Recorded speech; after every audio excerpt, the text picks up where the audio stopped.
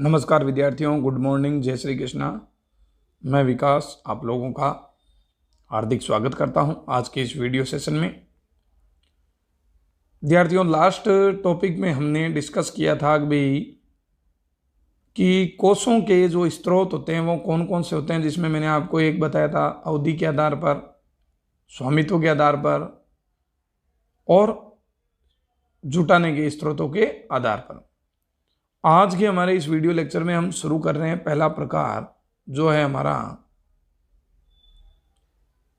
अवधि के आधार पर प्रकार। तो देखिए प्यारे बच्चों, अवधि के आधार पर में कौन कौन से स्रोत होते हैं, उनकी क्या विशेषताएं होती है, क्या क्या खास बातें होती है और वो कौन कौन से माध्यम होते हैं। तो देखिए, अवधि के आधार पर में जो वित्त के स्रोत होते हैं वो समय को ध्यान में रखकर होते हैं, यानी जिसमें समय का महत्वपूर्ण रोल होता है।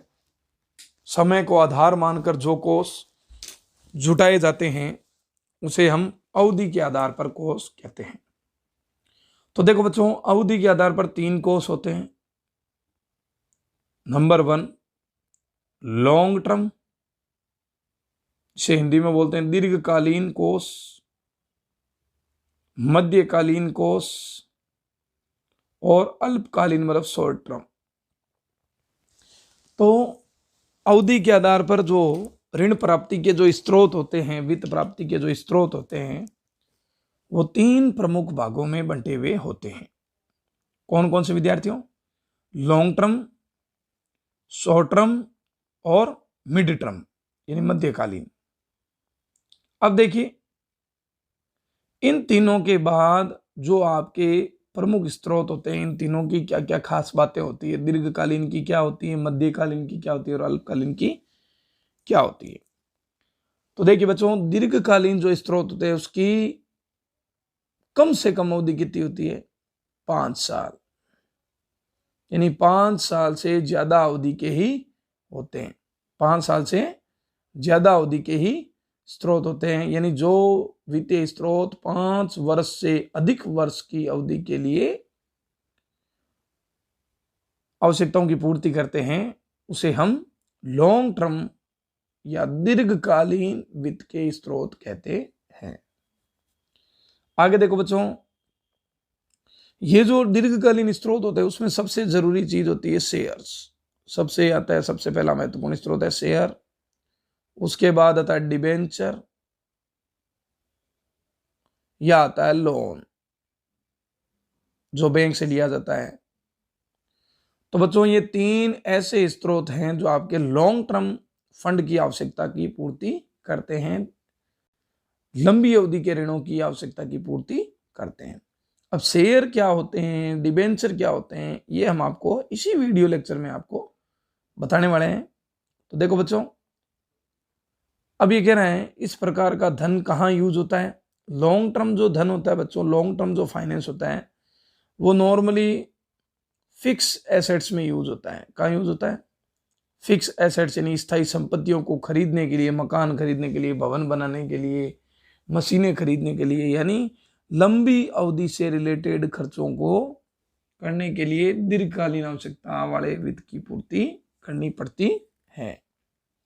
तो देखिए, इस प्रकार के ऋणों का उपयोग कहाँ होता है? धन, उपकरण, संयंत्र, स्थायी संपत्तियों को क्रय करने के लिए आवश्यक होता है। लेकिन अगर आपकी पूंजी 5 साल से कम अवधि से तक हो लेकिन 1 साल से अधिक अवधि तक हो, तो वो होता है आपका मध्यकालीन। क्या होता है? मध्यकालीन। ऐसा वित्त जो 1 वर्ष से अधिक अवधि के लिए परंतु 5 वर्ष से कम अवधि के लिए प्राप्त होता है या उसकी आवश्यकता होती है उस टाइम पीरियड के लिए, तो उसे हम क्या कहेंगे? उसे हम मध्यकालीन ऋण कहेंगे, mid term loan. Mid term loan. तो ये 1 से लेके 5 साल के बीच की आवश्यकता की, वर्षों की आवश्यकता की पूर्ति करने में महत्वपूर्ण होता है। अब देखिए बच्चों, इसमें कौन आता है? देखिए, जो कॉमर्शियल बैंक होती है उनसे जो आप लोन लेते हो, पब्लिक डिपॉजिट होती है, लीज फाइनेंसिंग होती है आदि, ये 5-6 सालों की, ये 3 से 4 सालों की अवधि के लिए ऋण देते हैं, तो इसे हम मध्यकालीन ऋण के स्रोत भी कह सकते हैं। अब लास्ट बच्चों, जो 1 साल से कम, मतलब 1 साल के लिए जिस धन की आवश्यकता होती है उसे हम शॉर्ट टर्म लोन कहते हैं। क्या कहते हैं? शॉर्ट टर्म लोन कहते हैं। इस धन की आवश्यकता आपको 1 वर्ष की अवधि के लिए होती है और 1 वर्ष में ऐसे धन का भुगतान वापस रीपेमेंट आपको करना पड़ता है। जैसे बिजनेस क्रेडिट है, व्यापारिक साख है, यानी आपने किसी से उधार लिया है माल, तो आपको उस साल के अंदर अंदर पेमेंट करना पड़ेगा। वाणिज्यिक बैंकों से ऋण है, कॉमर्शियल पेपर हैं, BRBP, ये सारे क्या बच्चों, ये सारे अपने शॉर्ट टर्म लोन के प्रमुख स्रोत हैं। तो बच्चों एक बार फिर से रिवाइज कर लेते हैं। सबसे पहले अवधि के आधार पर वित्त क्या है? जो टाइम को बेस मानकर जिसकी आवश्यकता होती है। इसमें 3 है, long term, mid term, short term. Long term 5 से ऊपर, 1 से 5 और 1 से कम। तो ये 3 प्रकार के अलग अलग अवधि के आधार पर ऋण थे। अब शॉर्ट टर्म का मतलब क्या हो गया बच्चों? जो 1 साल से कम अवधि के लिए आवश्यकता हो जिसकी, ऐसा ऋण शॉर्ट टर्म लोन कहलाता है। शॉर्ट टर्म का उपयोग कहाँ करते हैं हम? कोई भी पेमेंट करने में, माल खरीदने में, स्टॉक खरीदने में, ठीक है, लोगों को भुगतान करने में, देनदार लेनदारों को।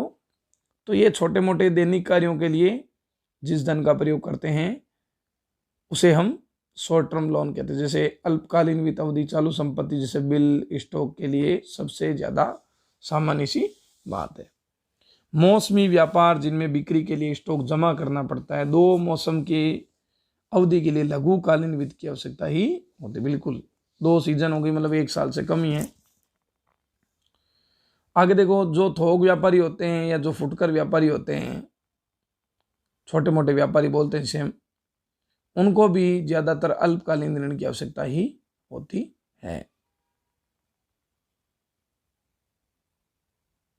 अब देखिए बच्चों, सेकंड पॉइंट है स्वामित्व के आधार पर, यानी जिसमें आपने अगर कोई ऋण लिया है तो उसके अलग अलग कैटेगरी वाइज स्वामित्व तैयार होते हैं। अब नॉर्मली 2 प्रकार के होते हैं, देखो, एक तो होता है शेयर होल्डर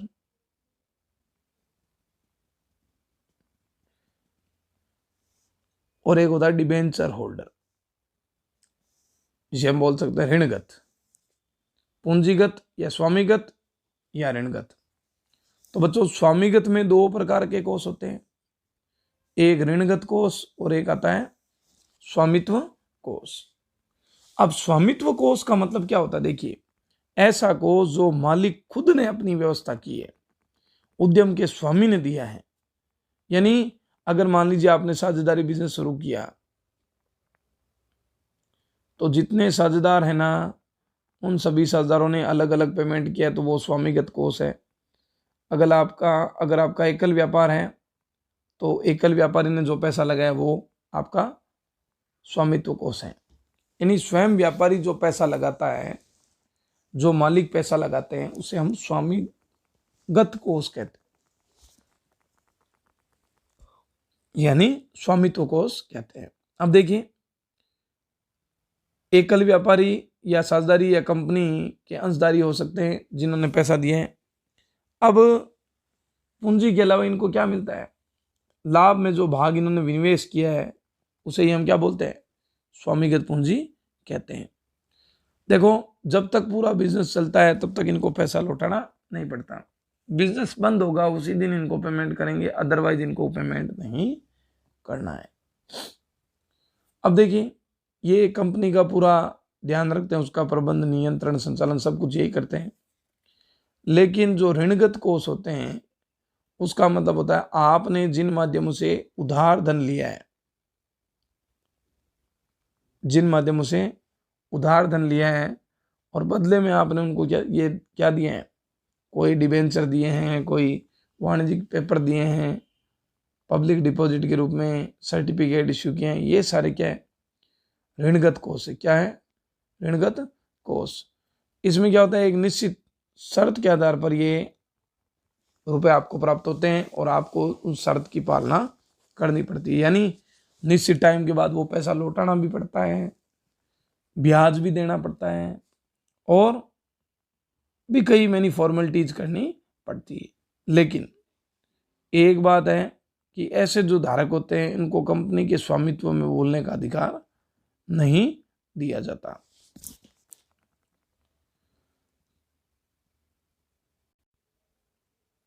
अब देखिए नेक्स्ट पॉइंट है आंतरिक और बाह्य सुविधाओं के आधार पर। अब देखो आंतरिक और बाह्य सुविधाओं के आधार पर भी ये दो प्रकार के ऋण हैं। देखो जो कोष एक संगठन के अंदर जितने भी वर्कर काम कर रहे हैं उनसे अगर प्राप्त किया जाए और बिजनेस को चलाया जाए तो उसे हम आंतरिक संगठन के वित्त स्रोत कहते हैं। अब जैसे मान लो व्यापार में आप अतिरिक्त स्टॉक को बेचना चाहते हो तो आप अपने ही जो P&L में लाभ पड़े हैं, धन पड़ा है, उसका आपने पुनः विनिवेश कर दिया, उसका उपयोग पुनः व्यापार में लगा देना, जिससे आंतरिक कोष क्या होते हैं, उत्पन्न हो जाते हैं और व्यापार चलना शुरू हो जाता है।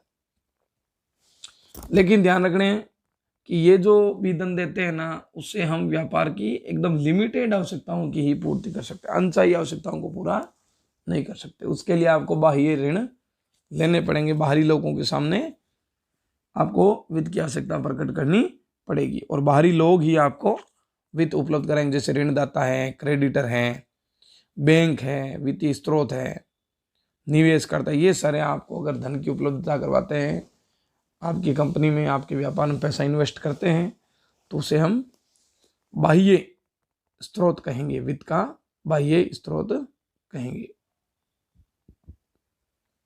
तो देखिए पढ़ लेते हैं क्या है। कोष के स्रोत के श्रेणीकरण का एक और आधार कोष जुटाने और आंतरिक स्रोत तथा बाह्य स्रोत हो सकते हैं। आंतरिक स्रोत वे हैं जो संगठन में ही जुटाए जाते हैं, जैसे एक व्यवसाय प्राप्य बिलों की वसूली की रफ्तार बढ़ाने, अतिरिक्त स्टॉक को बेचने, अपने लाभों पुनः विनियोग के द्वारा आंतरिक कोष बढ़ाता है। कोषों के आंतरिक स्रोत व्यापार की सीमित आवश्यकताओं की पूर्ति कर सकते हैं। बिल्कुल मैंने कहा था ना, इनसे आप अपनी बड़ी आवश्यकताओं की पूर्ति नहीं कर सकते, एकदम लिमिटेड आवश्यकताओं की ही पूर्ति संभव होती है।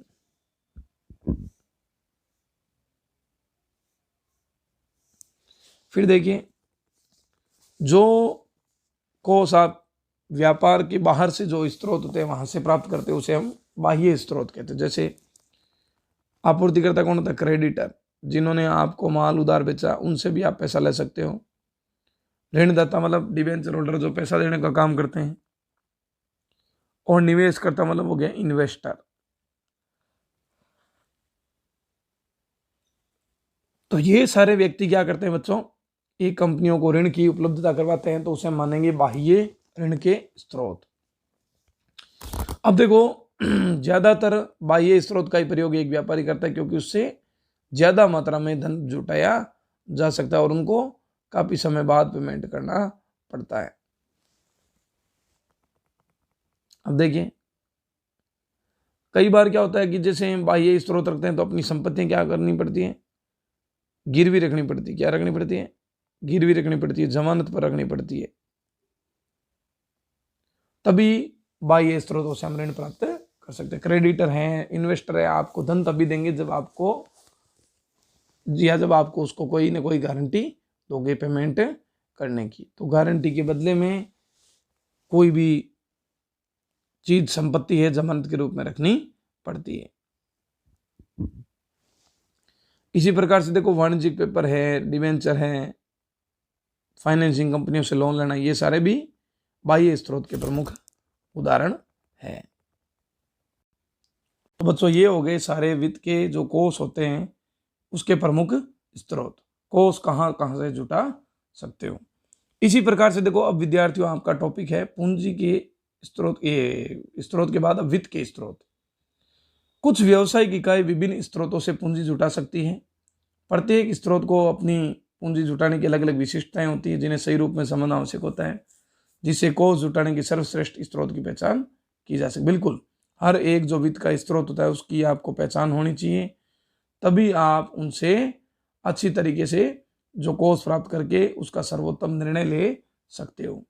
जैसे मान लीजिए अगर एक कंपनी को स्थायी पूंजी की आवश्यकता है तो वो हमेशा दीर्घकालीन लोन उठाएगी या स्वामीगत पूंजी उठाएगी, ऋणगत कोष का उपयोग कम करेगी। और अगर छोटे मोटे दिन प्रतिदिन की आवश्यकता है तो वो शॉर्ट टर्म लोन लेगी। इसके लिए वो कोई पेपर, कॉमर्शियल पेपर वगैरह इश्यू करेगी। तो देखो उसने क्या लिखा है, अगर व्यवसाय को स्थिर पूंजी की आवश्यकता है तो ऐसे कोष के जुटाने के दीर्घकालीन कोष जुटाने होंगे, जिसे स्वामीगत पूंजी या ऋणगत पूंजी के रूप में जुटाया जा सकता है। यदि दिन प्रतिदिन की आवश्यकताओं की पूर्ति करना तो अल्पावधि के स्रोतों को प्राप्त किया जा सकता है। अब कौन कौन से स्रोत हैं, उनके क्या क्या लाभ हैं, उनकी क्या क्या दोष हैं, ये सब आगे दिया है। सबसे पहले देखिए 1 नंबर पॉइंट है, सबसे जरूरी चीज, संचित लाभ, इसे बोलते हैं रिजर्व इनकम।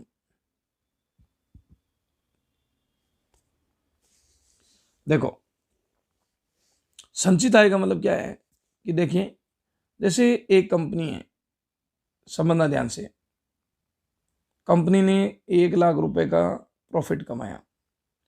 अब 1 लाख में से कंपनी ने 10,000 रुपए क्या कर दिए, अपने शेयर होल्डरों में बांट दिए डिविडेंड के रूप में। किसके रूप में? डिविडेंड के रूप में। पीछे जो 90,000 बचेगा ना, वो आपकी क्या है? संचित आय। क्या है? संचित आय। यानी एक कंपनी द्वारा कमाए गए लाभ का वह भाग जिसे कंपनी अपने अंशधारियों में वितरित नहीं करती, उसे फ्यूचर के लिए अपने पास ही रिजर्व कर लेती है, उसे हम संचित आय कहते हैं। तो समझ में आया बच्चों? संचित आय का मतलब, रिजर्व कैपिटल का मतलब है शेयर होल्डरों के द्वारा जो भी पैसा दिया जाता है उसका कंपनी उपयोग करती है, लाभ कमाती है, उस लाभ में से कंपनी को कुछ लाभ अपने अंशधारियों को देना पड़ता है, उसे तो बोलते हैं हम डिविडेंड। तो डिविडेंड देने के बाद कंपनी के पास जो इनकम बचती है पीछे, उसे हम क्या कहते हैं?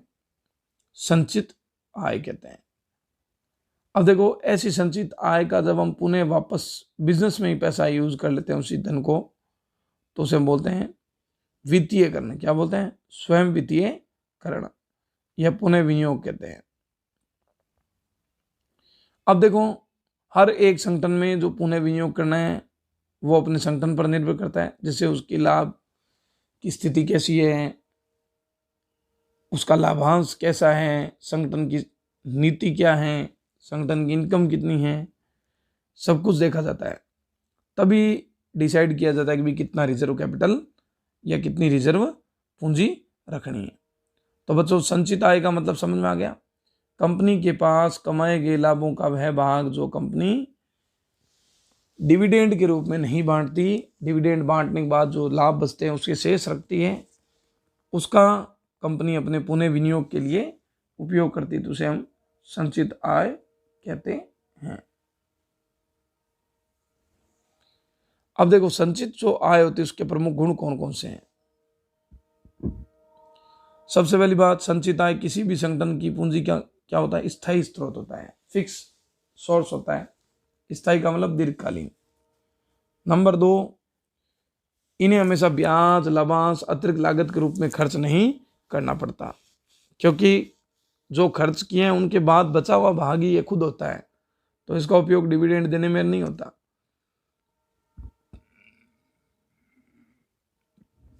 आगे देखो कह रहे हैं कि पूंजी आंतरिक स्रोतों से जुटाई जाती है, तो संचालन और स्वतंत्रता की लोचपूर्णता अधिक होती है और व्यवसाय की असंभावित हानि को आत्मसात करने की क्षमता को बढ़ाता है। बिल्कुल बच्चों, जो भी पैसा आंतरिक स्रोतों से आता है उन पर ऋण ब्याज का कोई खर्चा नहीं रहता, संचालन में इजी रहता है, बाहरी लोगों से पूछताछ करने की जरूरत नहीं पड़ती। लेकिन अगर कोई असंभावित हानि हो तो उससे बचाव करने का भी काम करते हैं। अब आगे देखो, संचित आय जितनी ज्यादा होती है कंपनी के समतांशों का मूल्य उतना ही क्या होता है? ज्यादा होता है। भाई कंपनी की रेपुटेशन बढ़िया होगी तभी संचित आय ज्यादा होगी, और संचित आय ज्यादा कब होगी? जब कंपनी ज्यादा लाभ कमाएगी और डिविडेंड कम देगी। तो जिसकी संचित आय ज्यादा होगी उस कंपनी की मार्केट में गुडविल बढ़ेगी, और जैसे ही गुडविल बढ़ेगी उसके अंशों का बाजार मूल्य क्या हो जाएगा? बढ़ जाएगा। अब देखिए बच्चों सीमाएं, दोष क्या क्या है किसके? संचित पूंजी के। सबसे पहली बात तो अगर ज़्यादा सीमा से आपने वापस री इन्वेस्ट किया, जैसे मान लीजिए कंपनी ने 1 लाख कमाए, डिबे ये होल्डरों को 5,000 दिए, कंपनी का मैं तो 95,000 वापस री इन्वेस्ट करूँगी। तो अगर कंपनी हद से ज़्यादा धन को पुनः विनियोजित करती है तो दूसरे लोगों के दिमाग में कंपनी के प्रति या अंशधारकों से असंतोष का भाव उत्पन्न होता है, क्योंकि या तो लाभ मात्रा से कम होते हैं और या उनको भुगतान ज़्यादा कर दिया जाता है। तो कहने का मतलब है डिविडेंड ज़्यादा देने से अंशधारकों में अधिक असंतोष उत्पन्न नहीं होता, लेकिन अगर आपने संचित पूंजी ज़्यादा रख ली तो वो डिविडेंड के लिए डील करेंगे, मांग करेंगे, वो कहेंगे हमें डिविडेंड ज़्यादा दो, लेकिन नहीं देंगे, पूंजी संचित ज़्यादा रखेंगे। तो दोस्त संचित पूंजी की बात चल रही है। अगर संचित पूंजी का बैलेंस ज़्यादा रखोगे, डिविडेंड कम मिलेगा, तो कर्मचारियों में, अंशधारकों में असंतोष उत्पन्न होगा, क्योंकि उन्हें जितना उन्होंने लाभांश कमाया उससे उनको कम मिल रहा है।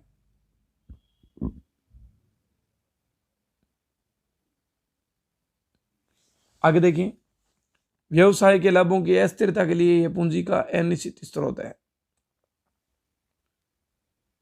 ये कह रहे हैं बच्चों कि जो संचित आय होती है ये लाभों की अस्थिरता के कारण पूंजी का अनिश्चित स्रोत। बिल्कुल, कई बार लाभ क्या होते हैं, ज्यादा होते हैं तो संचित आय ज्यादा हो जाती है, कई बार लाभ कम होते हैं संचित आय बिल्कुल ही कम हो जाती है।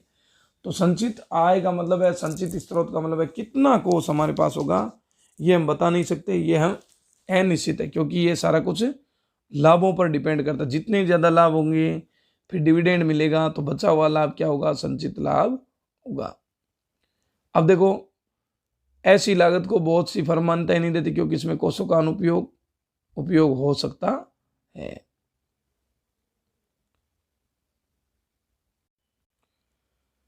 अब देखिए बच्चों, संचित आय के बाद जो वित्त का दूसरा स्रोत है वो है आपका बिजनेस क्रेडिट। अंग्रेजी में क्या बोलते हैं, बिजनेस क्रेडिट। एक व्यापारी दूसरे व्यापारी को अगर माल उधार बेचता है, यानी उसकी गुडविल उस व्यक्ति के संबंध में है, तो ऐसी वस्तुओं के क्रय विक्रय के लिए जब एक व्यापारी दूसरे व्यापारी को उधार धन की या उधार माल लेने की स्वीकृति देता है तो उसे हम व्यापारिक साख कहते हैं। तो व्यापारिक साख से क्या होता है, एक व्यक्ति को एक निश्चित अवधि तक के लिए उधार धन की प्राप्ति हो जाती है या उधार माल की प्राप्ति हो जाती है। तो ये भी एक प्रकार का वित्त का क्या हुआ, स्रोत हुआ कि नहीं हुआ। यानी आपको कहीं से भी माल है, धन है, सामग्री है, मशीन है, अगर ये प्राप्त हो जाए किसी दूसरे व्यापारी से तो ये माना जाएगा कि ये एक प्रकार की आपकी व्यापारिक साख का नतीजा। अब आपकी गुडविल है ही नहीं, क्रेडिट नहीं है मार्केट में, तो आपको कोई उधार नहीं देगा। तो व्यापारिक स्रोत बहुत बड़ा क्या है, धन का स्रोत है। क्या है, धन का स्रोत है। तो देखिए बच्चों, पहला संचित आय था, संचित आय के बाद है व्यापारिक साख। एक व्यापारी दूसरे व्यापारी को जब वस्तु सेवाओं को क्रय करने के लिए धन की या उधार की सुविधा देता है उसे हम क्या कहते हैं, व्यापारिक साख कहते हैं, बिजनेस क्रेडिट कहते हैं। इसमें क्या होता है कि एक व्यापारी ने दूसरे व्यापारी को कुछ टाइम के लिए उधार माल दे दिया, अब वो व्यापारी एक निश्चित टाइम के बाद इसका वापस क्या करेगा, भुगतान करेगा। तो जो भी बिजनेसमैन होते हैं, माल उधार खरीद बिक्री करते हैं, उनके लिए व्यापारिक साख ही प्रमुख माध्यम होती है कि उनको कुछ टाइम के लिए माल उधार मिल जाता है और उनका काम चलता रहता है। अब देखो, जो खरीदार होता है उसके खातों में ये साख किस रूप में दिखाई जाती है, क्रेडिटर के रूप में। जो माल खरीदता है वो बताता है भी मेरे पास इतने क्रेडिटर, मतलब लोग मेरे से इतने मांगते हैं, मैं तो वो पैसे मांगते, इसका मतलब आप नहीं है तभी तो मांगते हैं। इसी प्रकार जो विक्रेता होता है उसके खाते में क्या बताया जाता है, डेटर्स के रूप में बताया जाता है कि वो बताएगा कि मैं इतने रुपए उससे मांगता हूं। तो कुल मिलाकर ये एक प्रकार का ऐसा स्रोत है। ध्यान रखना, एक बात बताना भूल गया, ये अल्पकालीन स्रोत है। 1 साल से कम अवधि के लिए ही ये फैसिलिटी एक व्यापारी दूसरे व्यापारी को देता है। अब इसमें और भी क्या होते हैं, देखो कुछ BRBP लिख दिए जाते हैं ताकि माल उधार क्रय का एक प्रमाण दोनों व्यक्तियों के पास में रहे। तो एक और बात ध्यान रखना, अगर किसी व्यापारी की गुडविल वित्तीय स्थिति मजबूत होती है तो उसको अधिक रूप में व्यापारिक साख का लाभ मिलता है। अब देखो बच्चों, इसके क्या गुण हैं। ये एक वित्तीय कोषों का सतत स्रोत है, कंटिन्यू चलता रहता है, इसका फायदा कंटिन्यू ग्राहक को मिलता रहता है। साख की स्थिति का विक्रेता को ज्ञान अगर हो जाता है तो वो उसको व्यापारिक साख तुरंत प्रदान कर देता है। यानी ये व्यापारी को लगता है कि इस व्यक्ति की गुडविल अच्छी है तो वो उसको तुरंत व्यापारिक साख अलॉट कर देता है, माल उधार दे देता है। व्यापारिक साख क्या करती है, हमेशा बिक्री बढ़ाने का काम करती है। अगर व्यापारिक साख ज़्यादा हो तो व्यक्ति उधार से ज़्यादा माल बेचेंगे, उसकी सेल्स ज़्यादा होगी। अब देखो, यदि कोई संगठन निकट भविष्य में बिक्री की संभावित वृद्धि की आपूर्ति को देखता है तो इसके लिए वो व्यापारिक साख का प्रयोग कर सकता है। बिल्कुल एक बार उधार माल लेकर व्यापार शुरू कर सकता है। संपत्तियों पर इसका कोई प्रभाव नहीं पड़ता। अब है बिंदु विद्यार्थियों, हानियाँ क्या है, दोष क्या क्या है। पहला बिंदु यह है आपका कि व्यापारिक साख की आसान और लोचपूर्ण सुविधाओं का मिलना किसी भी फर्म के अति व्यापार के लिए प्रेरित कर सकते हैं, जिससे फर्म का जोखिम बढ़ता है। यानी हर व्यक्ति व्यापारिक साख ले लेता है और सुविधाएं मिल जाती है, लेकिन उसके लिए फिर रिस्क हो जाती है ना, उसको वो पेमेंट करना पड़ेगा इन फ्यूचर में। अब व्यापारिक साख से आपको एक लिमिटेड मात्रा में ही उधार की सुविधा मिलती है, अनलिमिटेड सुविधा नहीं मिलती। तो सीमित मात्रा में ही विक्रय की सुविधाएं प्राप्त होती है। ये एक प्रकार का खर्चीला माध्यम है बच्चों, क्योंकि बहुत सारे स्रोत होते हैं और तुलना करना थोड़ा क्या है, इनका मुश्किल कार्य है। कहाँ से हम इनको एकत्रित करें, कहाँ से धन प्राप्त होंगे, ये भी ढूंढना मुश्किल है। तो बच्चों, आज के वीडियो लेक्चर में हम इतना ही डिस्कस करेंगे। कल हमारा टॉपिक होगा आड़त। उससे पहले हम यहाँ तक ये व्यापारिक जो साख है, यहाँ तक के बिंदुओं के बारे में हम हैंडराइटिंग नोट्स तैयार करेंगे। इन्हीं शब्दों के साथ मैं विकास आप लोगों से अलविदा लेता हूँ। जय हिंद, जय भारत।